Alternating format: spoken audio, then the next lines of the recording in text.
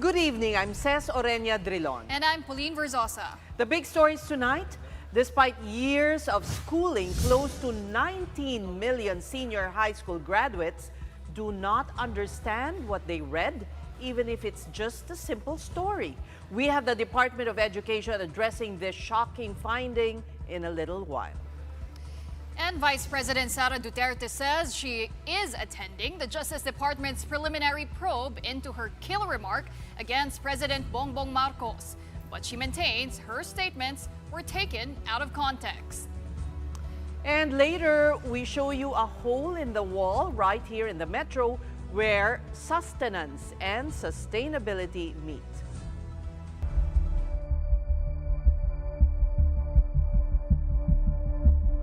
There were 15-year-olds who graduate, but they cannot read a simple story. That should not happen. The Department of Education is moving to address alarming data presented on the state of Philippine education. In a Senate hearing, it was revealed that nearly 30 million Filipinos suffer from illiteracy. But what is more alarming is that millions of senior and junior high school students who graduated between 2019 and 2024 lack proper reading comprehension. Marian Enriquez has tonight's big story. Paano sila nag-graduate nang hindi sila functional literate? A shocking revelation in Wednesday's hearing of the Senate Committee on Basic Education. There are close to 19 million junior and senior high school graduates who are considered functional illiterate between 2019 and 2024. This means they do not comprehend or understand what they are reading.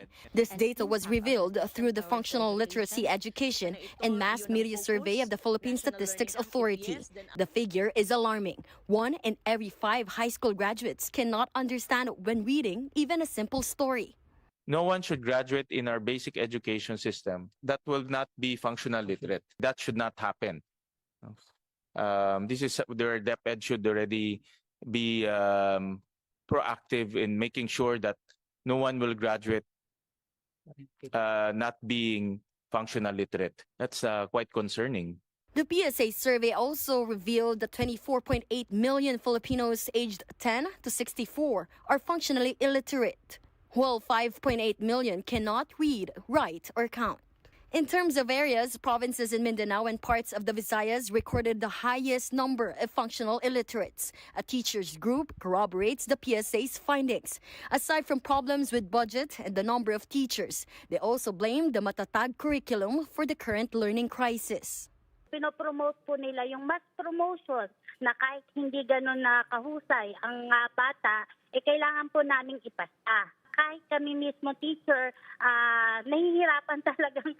Alfonso says they intend to bring this up with Education Secretary Sonny Angara in a meeting on May 6. They would suggest to bring back the old curriculum and the no-read, no-pass policy. Angara, for his part, reaffirmed the DepEd's commitment that every student in the country is functionally literate. Among the agency's interventions are intensifying remedial and literacy programs and the use of data in schools. Teaching and assessment methods have also been improved, and the students are being honed to be critical thinkers instead of merely memorizing lessons.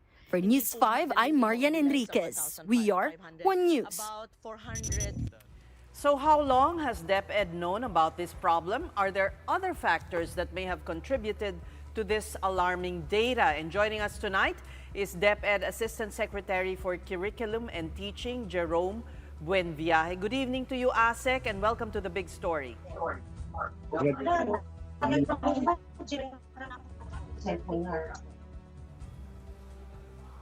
ASEC, there's just a bit of a problem with your audio, so hopefully we can fix that. Let's try it again. ASEC, can you hear us okay? Hindi sa akin yan. Or it might be on mute, your microphone. There is a We're going to try to resolve the audio problems with Assistant Secretary Jerome, but yeah, it's good that we have him on the show tonight. Yeah. Because we really want to flesh There's out ASEC. this issue. ASEC, can you hear us? You don't have audio, I can. There Perfect, Sorry. perfect. Okay, because this is quite an alarming a figure that we just got from the Senate. How long has the DepEd been aware of this problem? Says I cannot hear anything right now. Oh my goodness. Okay. You are speaking there, but I don't hear anything. But we can hear you though clearly. All right, we'll get back to you, sir, while we figure out Some the technical literacy problems. of our system. Yes. Yeah, but going back to our top story, says this has been quite alarming because you have 19 million, not young students, but rather senior and junior high graduates who are what we call functionally illiterate, meaning they only have a very basic reading and writing skills. They cannot understand complex instructions. I read somewhere that they can't even fill up a job application form. They can only write their full names, but they can't understand fully, You know, we've known about the sad state of education in our country, and this is just another confirmation of the poor state of the education system. All right, Asik, buen viaje. Magandang gabi po sa inyo. Can you hear us? Yes, I can hear you now. Perfect. Okay, so this problem of functional illiteracy, has the DepEd been aware of this for some time? This is actually a confirmation, no? Says doon sa bagong result ngayon ng FLEMS, it just gives confirmation on what we are actually testing from the ground, no? So this is a very welcoming result for us to validate what data we also have at para may align din natin yung mga targeted interventions na ginagawa natin. Ironically, the Matatag curriculum was supposed to address this, but it seems that the reverse po ang nangyari. Oo. Says, ang curriculum, ang isang curriculum ay isang cycle, no? So, we just started the Matatag curriculum, the new curriculum where the curriculum was decongested. So, mahirap na Sisihin ng Matatag. Hirap na makita ang epekto nito sa 2024 na FLEMS. Pero sinasabi din natin na maganda ito sapagkat kino-confirm nito yung mga pag-aaral na ginawa natin na in the past, when we revised our curriculum, we found out that our curriculum is too congested, no? At kailangan natin siyang i-decongest. At nasa ikalawang taon tayo ng rollout natin ngayon. Nung Matatag. So when will we know the results? In 2 more years? Tama ba? Kung yung Matatag ay naging effective. Usually sa isang curriculum development cycle, makikita mo siya Which is how long? How long is a Sorry, we're not Usually, educators, so 5 to 10 years natin siya nakikita yung immediate result niya. 5 to 10 years. So Asik, what would you say is the root cause nitong functional illiteracy if we're not yet feeling the effects or the effectivity of the Matatag curriculum? We have to understand sorry, Sean, right? No, that's Pawi. Pauline po. Yeah, sorry, Pauline. So we have to understand, Pauline, na ang ating problema sa literacy or illiteracy in this case ay hindi lamang nakatuon sa curriculum at sa pagtuturo, no? Actually, yung hit na nangyari yesterday, no? Parang ang dami na kasi nangyari. Yesterday sa Senado, opo. Kinonfirm lang nito yung ating mga correlations na nakukuha nating datos. At maliwanag ang sinasabi doon that there is a clear link between nutrition and literacy, no? Sa mga datos na pinakita sa mga probinsya. Kasi ngayon, ang kagandahan nitong 2024 FLEMS, hindi na siya region-wide lang ang data.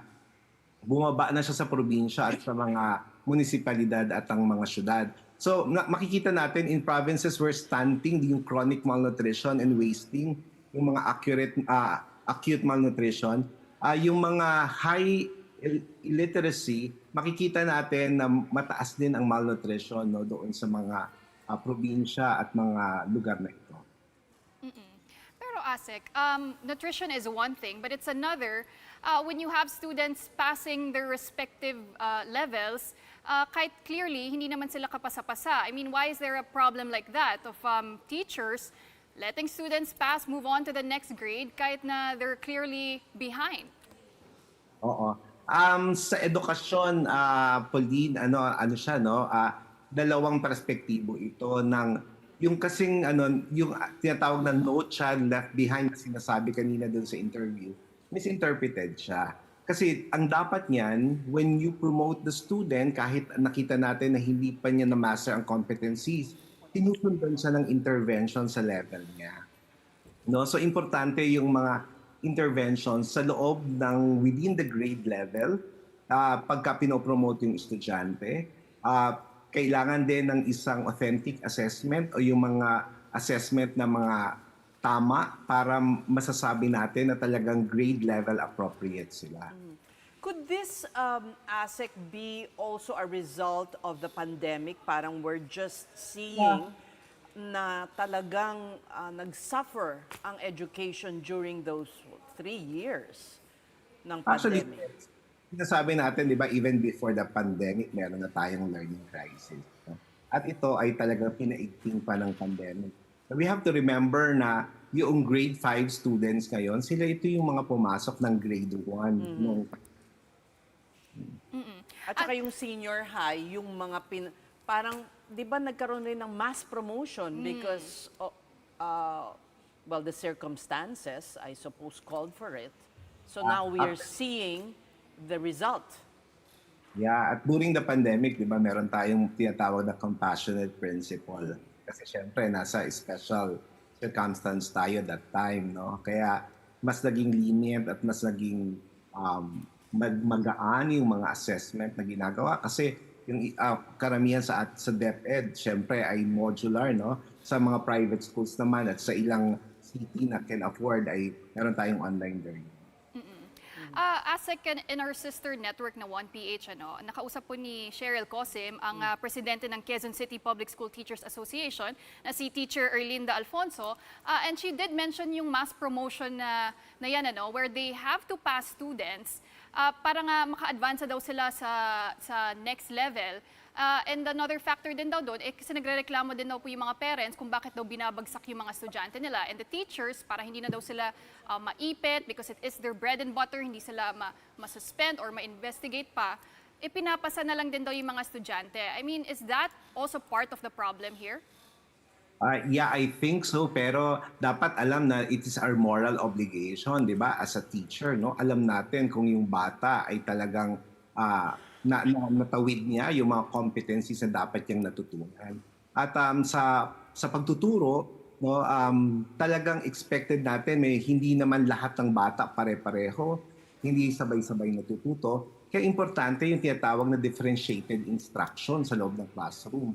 Ito yung paggugrupo, in a layman's term, no? Sa paggugrupo kung paano ang approach sa mga different levels ng learning ng ating mga mag-aaral. ASEC, I see, well, your attitude is optimistic na at least alam natin ang problema, but you're telling us that it will take a curriculum cycle, 5 to 10 years for the reforms to take effect.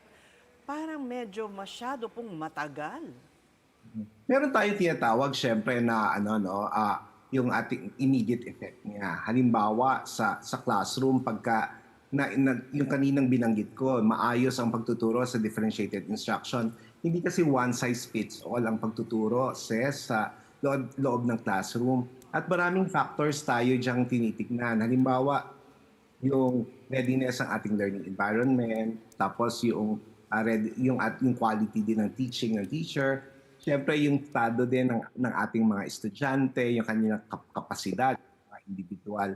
So, ang gusto kong sabihin ay, it's good that we are looking at enhancing our curriculum. Importante na kahit na gaano kaganda ang curriculum, ang pinaka-importante dyan yung learning delivery o yung implementation na tinatawag.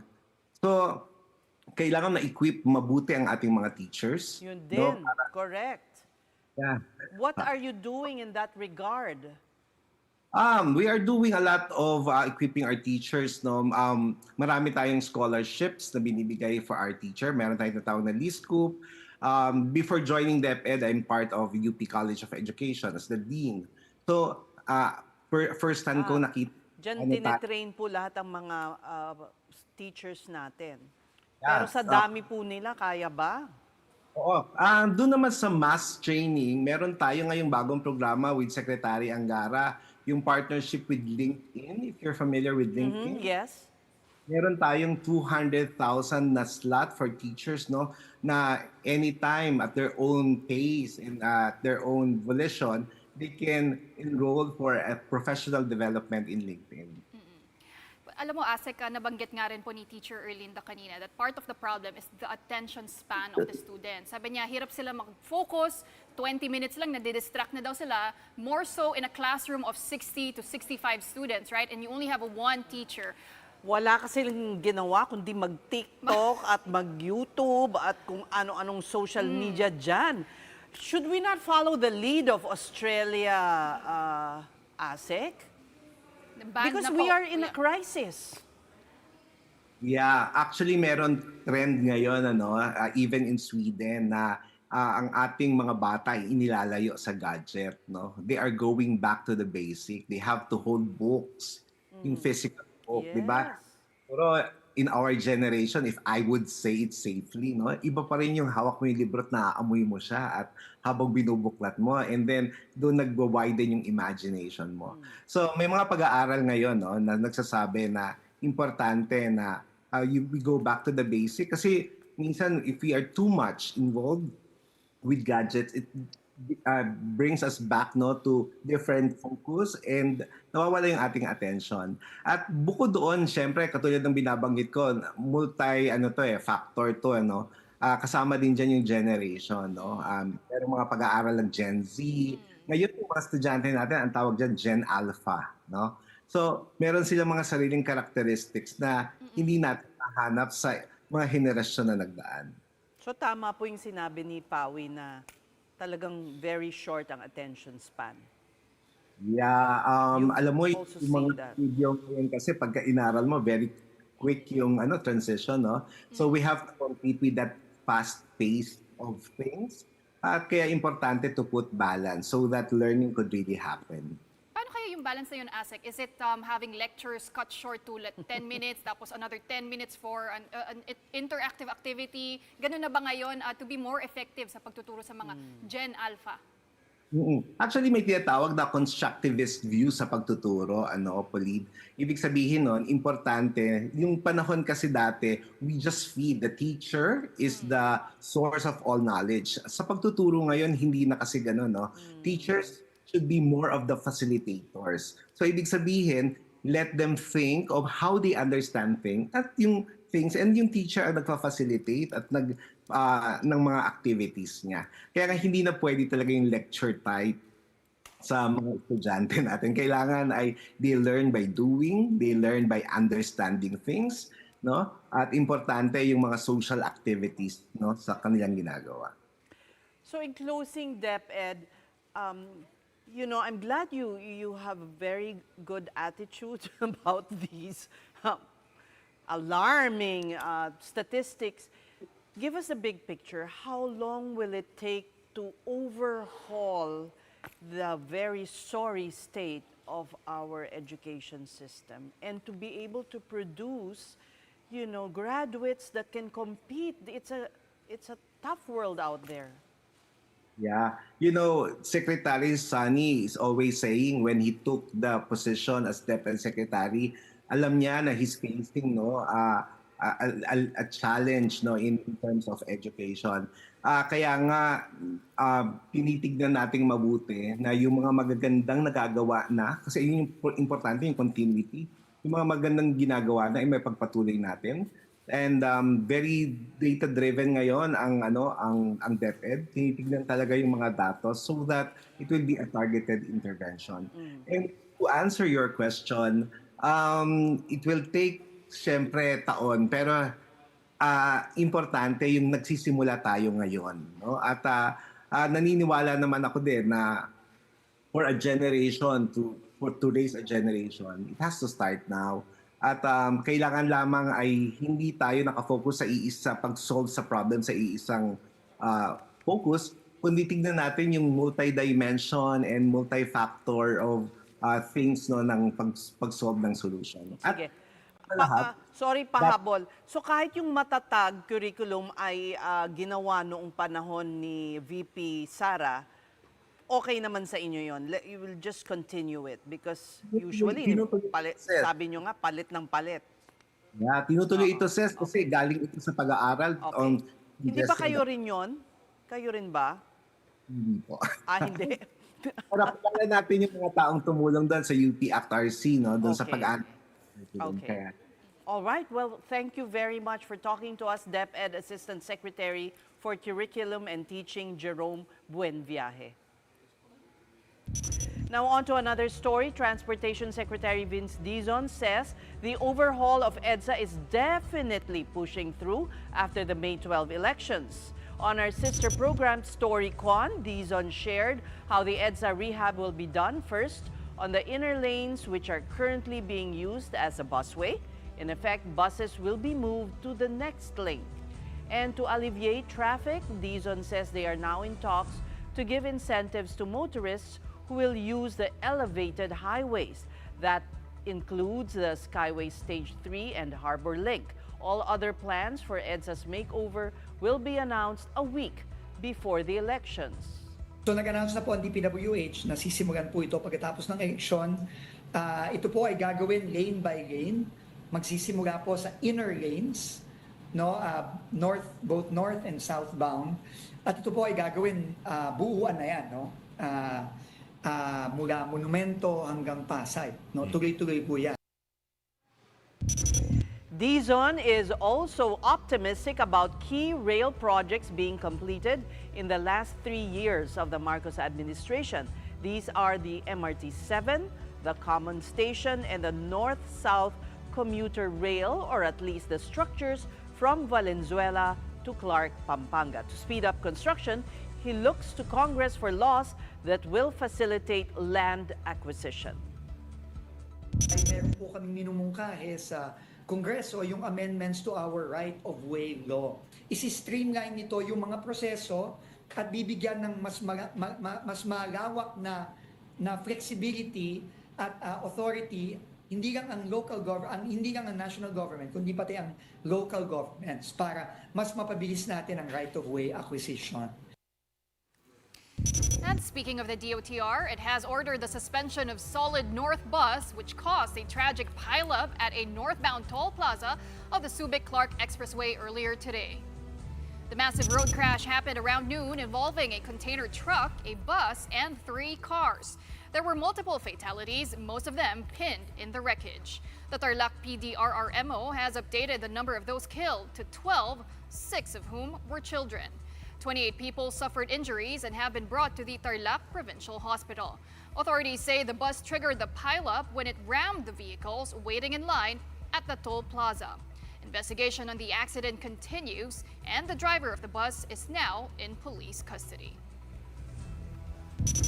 Meantime, workers' groups held protests across the country this Labor Day, calling for across-the-board daily minimum wage of 1,200 pesos. In Manila, protesters gathered at Liwasang Bonifacio and marched to Recto Avenue, holding banners demanding living wages. Tension rose when some demonstrators tried to tear down a barricade, but police were quick to stop them. They were blocked from reaching the Mendiola Peace Arch, which was secured by over 3,000 police and fire personnel. Nagkaroon ng konting tensyon. So far, na-control naman natin yun. Na-maintain pa rin natin yung ating hanay. Yung kapulisan natin, minmaintain pa rin nila yung maximum tolerance. Wala naman, hindi naman nagkasakitan. Meanwhile, protesters say 1,200 pesos is the minimum amount needed for workers to afford basic needs, as the current 600 peso daily wage is no longer enough.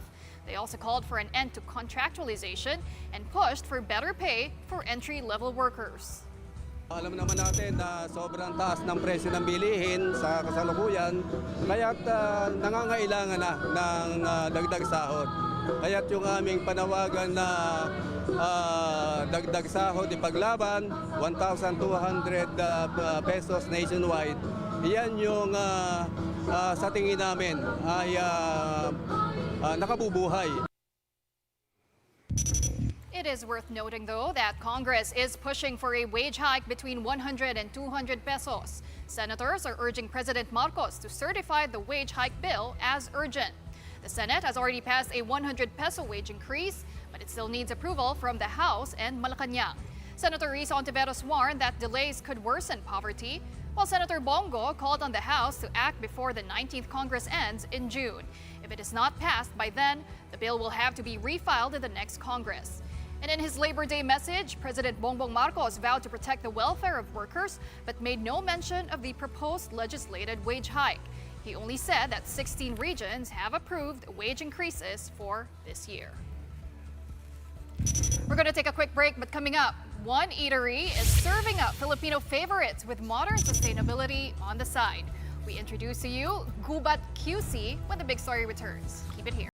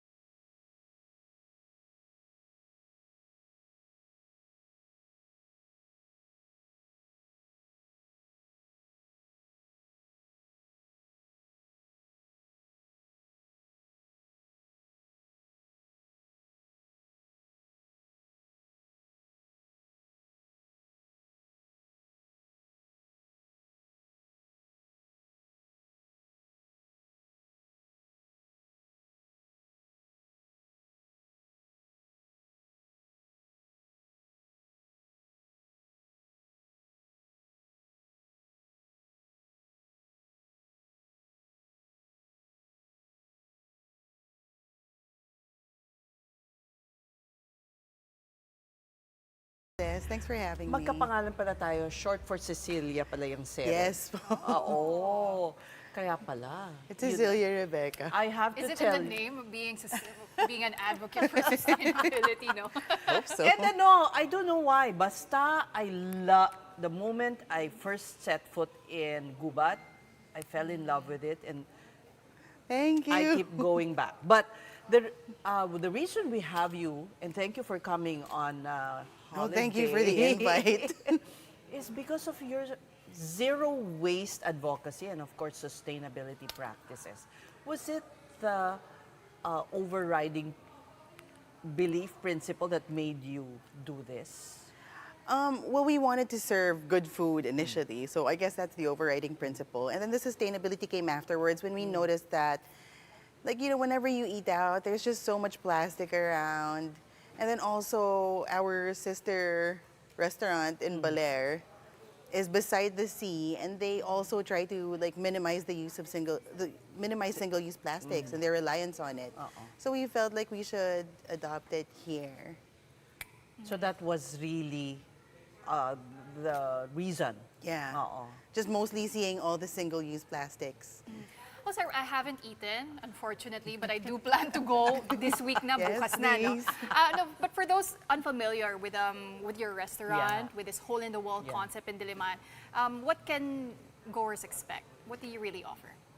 We offer, first and foremost, we really try to offer good Filipino food, comfort food. We're also a Kamayan-only restaurant.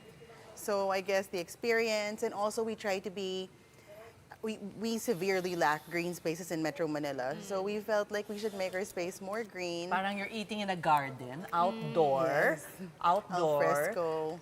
Tapos, gagamitin mo yung kamay mo sa pagkain dahil dahon ng saging. Even for the pasta? Plate. Well, for the pasta, we give forks. Okay. But that's about it. And the leche flan, we serve them with teaspoons. But other than that, it's really just kamay. Mapapakain ka nga ng madami if you Yes, use your hands. And we made sure the yung menu is something that you'll enjoy eating with your hands. Yeah. And the idea of having a salad with your order, how did that come about? Yung parang buong meal, balansyado yung Yes, meal. yes. Oo. We just, pako is something I think a lot of people in Baler eat. So when we first came across it, we felt like, Napaka-unique yes, nito. yes po. And then Kakaiba. something, and masarap. It doesn't taste like anything else. Yeah. So we thought of adding it too. Minsan nga, out of stock yung pako, nagagalit ako. Hirap po mag-source, especially now when You it's should hot. start planting it. Yeah, we're thinking about that too. You but down the should. line. It's not that easy to grow actually. Kasi alam mo, Pawi, merong pako, merong kalahating itlog na maalat at kalahating kamatis. Sarap. Tapos kanin, and yung ulam mo, adobo. Yes, Pinoy na Pinoy. Oo, adobo, Lechon kawali. Lechon kawali. Piniritong isda. Tapos halabos na hipon. Actually, And then we tinignan have ko na yung buro. menu nyo, no? And apart from the food, what I really love is the price point. It's quite affordable. Yes, yes. We also try to make it, of course, accessible to as many people as possible without compromising quality. Have you been able to influence your customers in, rethinking about single-use plastics, yung mga wasteful practices? Kasi actually, sustainability is consciousness eh. Yes, Diba? yes. So, Actually, that's have the you- most we hope to achieve, really, is to raise awareness. And I feel like some people naman, give it more thought whenever they start using single-use plastics. They give it more thought. But of course, honestly, whenever I hang out there, I still see some people, kasi we're Kamayan, but you can bring your own utensils. And then some people really We bring bring plastic plastic. within. But Akala ko ba bawal dalhin? Hindi. you can. You can. We don't give lang. We don't give utensils. No, plastic. Plastic, parang there's no way kasi to control. stop them, no? And then if we, I don't know, yun. Just maybe, I guess yung awareness lang at best is what we can hope for. Yeah. So may mga taong ayaw magkamay. Yes, or surprisingly, or parang they feel like, Alam mo, recently, I watched Richard Quest come here to the Philippines and budol fight ang furniture niya. Ay, See? wow. He partook of a boodle fight and ate with his hands. Of course, he didn't know how. Kailangan siyang turuan. I actually brought some friends to Gubat and I had to teach them also. I remember. How The to ladies. eat. Yeah.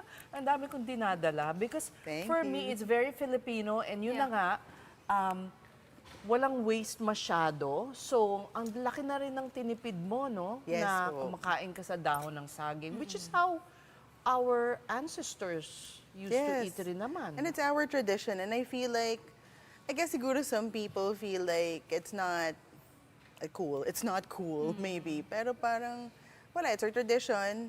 And sometimes it's the best way to eat certain Filipino food. And then lately, you've added some decor pero mga employees mo yung gumagawa o paano? Yes, po. You'd like to recycle or Upcycle, upcycle, yeah, upcycle. furniture. Yeah. Yeah, we also, well, you've been so many times, so you know na a lot of our stuff is upcycled or recycled, and we try to stick to that. Even now, we try to make the most use out of like found objects or whatever. Just like Marami objects that kang we find. tarpaulin na magagamit ngayong eleksyon. Actually, when you look at Gubat, may certain character, charm siya. Kahit mga medyo mga alam mong itatapon na dapat tong kahoy na to or ito yung tarpaulin na pang ano sa bubong. But may character siya. How did you come about? Well, it started with this our really look? small budget. So we tried to maximize the budget that we had initially.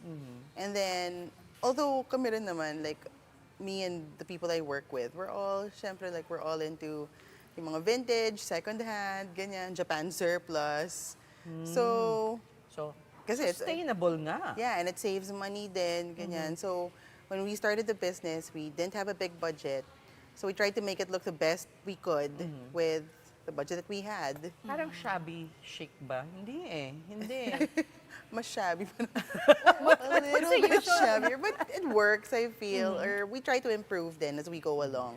But as I said, no, it's really part of the charm. I mean, just looking at the photos, Yeah. it's really inviting, and you'll be curious, no, to see what's inside. But I'm sure you have a lot of loyal customers already. But I'm also curious about those interested. What's their first reaction when they eat at Gubat QC? What are some of the initial responses that you get? Well, it's funny because when people come in, like I think they're just amazed to see like a pocket of green space in the city for starters. And then parang eventually they notice the little knickknacks around and they start taking pictures. So far the response has been positive naman. And then we just try to like add what we can. So there's something new to see. Do you compute how much you save from not having to wash dishes, from not having to... Mga ilang percent ng savings kaya yun? Actually, we haven't gotten that far. Pero I feel like labor-wise, syempre for the people who wash everything, syempre that's part of, wala. Ilan ang bang laking- staff dun sa sa Gubat Diliman? UP Diliman. Right now, in UP, a shift would be siguro mga like 8 to 10 people. Sa lahat Yeah. na rin, ha? Yeah.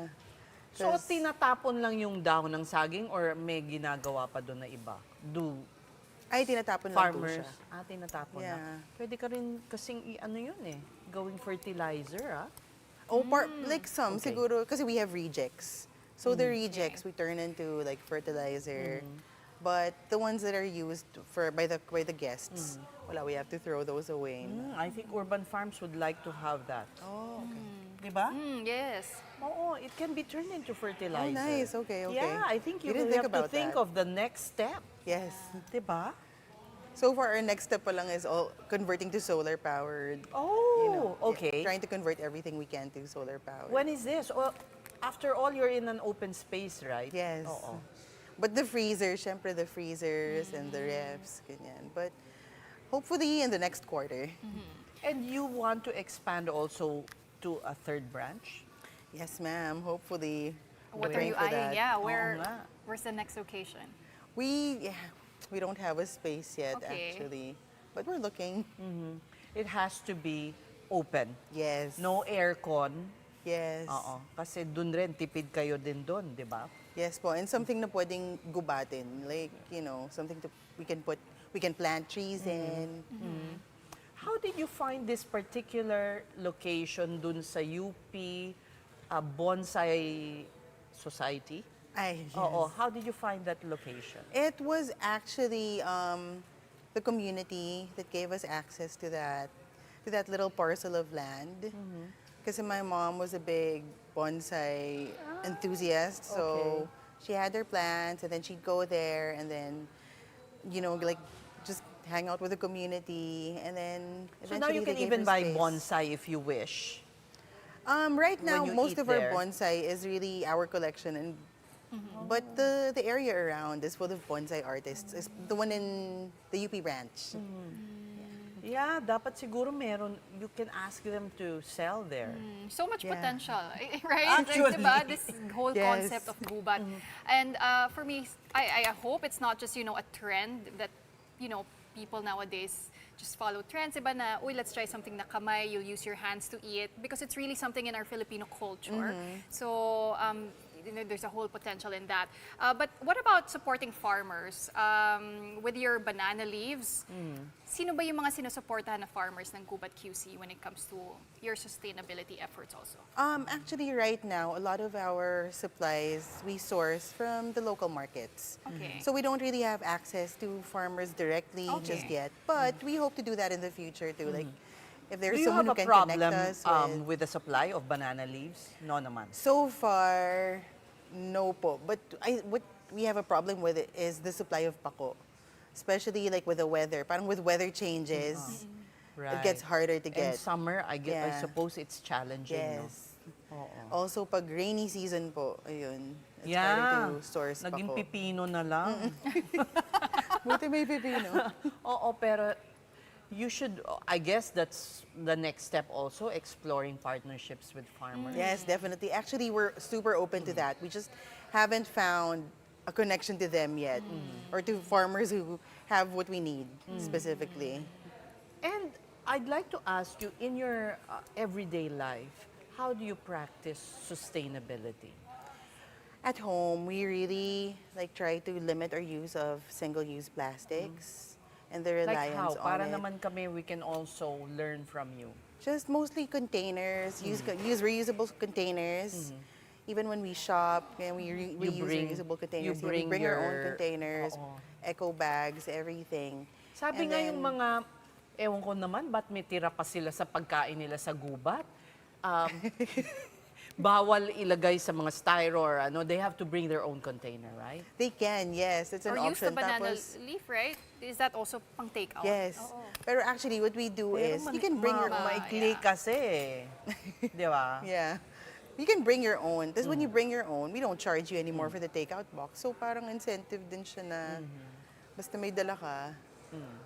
So sa bahay talagang bawal ang single-use plastic. We try talaga, but it's hard. Honestly, parang, well, one of our common friends said, yun nga, zero waste is actually a misnomer. And then I realized, oh nga, it's so hard because we don't really have a lot of alternatives to like spill-proof plastic. Pero yun, at most, while we look for alternatives, we just try to stay away from most of it na lang. Well, thanks to Gubat for setting the example, and thank you, Sareb, for your insights on leading sustainable life and I guess attempting at a zero waste life kahit medyo Yes, imposible. well, at the bare minimum kasi right now talaga Yes. it's so hard. Right. At least try. Yes, at least. Thank you so very much. Thank you, Miss, for having me. And that was Sareb Gregorio, co-founder of Gubat, Quezon City. Right, in the meantime, the MVP Group has officially thrown its full support behind the country's historic hosting of the 2025 FIVB Volleyball Men's World Championship. Chairman Manuel V. Pangilinan and PNVF President Ramon Tatsuzara sealed the landmark partnership on Monday. This marks another world-class collaboration after co-hosting the FIBA Basketball World Cup in 2023. The 2025 FIVB Volleyball Men's World Championship is set for September 12 to 28.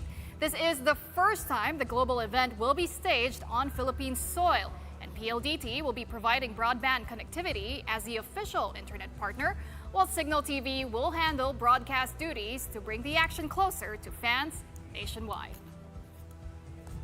We're going to pause for another breather, but right after that, the U.S. economy shrinks during the first 3 months of the year.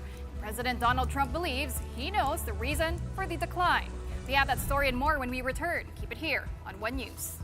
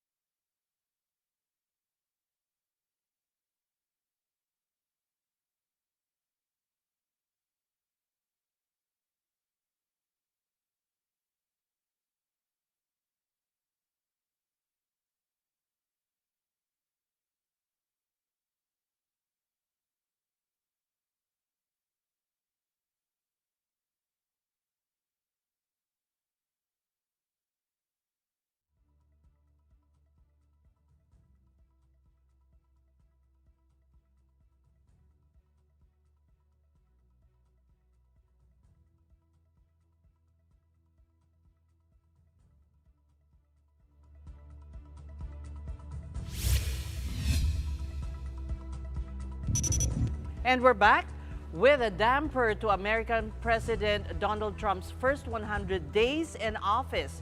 Trump held a cabinet meeting as new economic data revealed a contraction in the U.S. economy. The sit-down came after reports showing the U.S. economy shrank by 0.3% in the first quarter. This is largely due to a surge in imports as companies rushed to avoid massive tariffs on automotive and steel. Trump blamed his predecessor for the poor GDP numbers, arguing that the economic policies of the previous administration had harmed the country. That's Biden. That's not Trump, because we came in on January, this is the quarterly numbers, and we came in and I was very against everything that Biden was doing in terms of the economy, destroying our country in so many ways. Vice President Sara Duterte says she is showing up at the preliminary probe on an NBI complaint filed against her. Duterte is facing inciting to sedition and grave threat charges for her kill threat against President Bongbong Marcos, his wife Lisa, and his cousin, House Speaker Martin Romualdez. She confirmed receiving summons from the Office of the Prosecutor earlier this week. Last November, Duterte disclosed in an online press conference that she had contracted an assassin to kill the three if she is murdered. She even stressed in the press con that she wasn't joking. Nagkausap na kami ng aking abogado with regard to sa counter affidavit na tinatapos na lang namin. At mag-appear ako dahil kailangan ko mag-oath. Sean may not be around, but we still have our big picture tonight. The final stage of the Metro Pacific Tollways Corporation Tour of Luzon 2025 saw intense competition as cyclists pushed their limits on a challenging route. Joshua Pascual of Excellent Noodles won Stage 8 with a solo ride to Baguio, clocking in at 4 hours, 16 minutes, and 14 seconds to earn the title Eagle of the Mountain. Excellent Noodle cycling team also soared to the top, claiming first place in the team classification. But leading the overall race is Korean cyclist Dae Young-ju, who went head-to-head with the finest cyclists from the Philippines and around the world in this toughest of stages. Wow, I wonder why we don't have video. Yeah, oo. But there's a live stream on their page that you can check if you're interested. Okay. But it's so nice that Tour of Luzon is back. I know. You know, I remember I was telling you as a Yeah. little girl, I would be at the finish line. Really? Yeah. Where was the finish line? Baguio. Baguio, Yeah. Baguio na talaga. Because I grew up, I was Yes. born there, so yeah. And this year they're having it at Camp John Hay, if I'm not mistaken. Yeah. So good luck to all the riders in the final stage. But for this Thursday evening and this Labor Day holiday, that's it for the Big Story tonight. We are One News, all sides, all the time. Thank you for watching. Have a good night.